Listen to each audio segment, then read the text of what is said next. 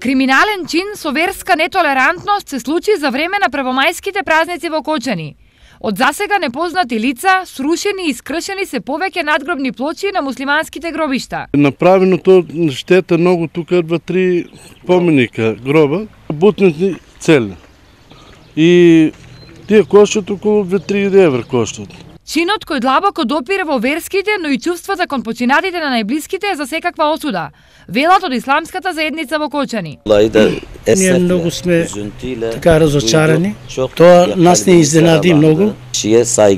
Дали овој инцидент е само одлука во момент или пак план со друга порака? Због која причина, што е причина, не знам. Пред да се случи нешто слично, од исламската заедница доаѓа апел. Hoca, ben 7 aydır. Апел за сите, за христијаните, за муслиманите, за се добро. Да биде, ние сме добротворни за сите. Значи може сите да дојдат џамијата, христијани, муслимани, роми, што има народности, сите може да дојдат. Ondan sonra biz gönlümüzü de o şekilde herkese açıyoruz. До сега во Кочани меѓуетничкиот живот тече со голем респект и обострана верска толеранција.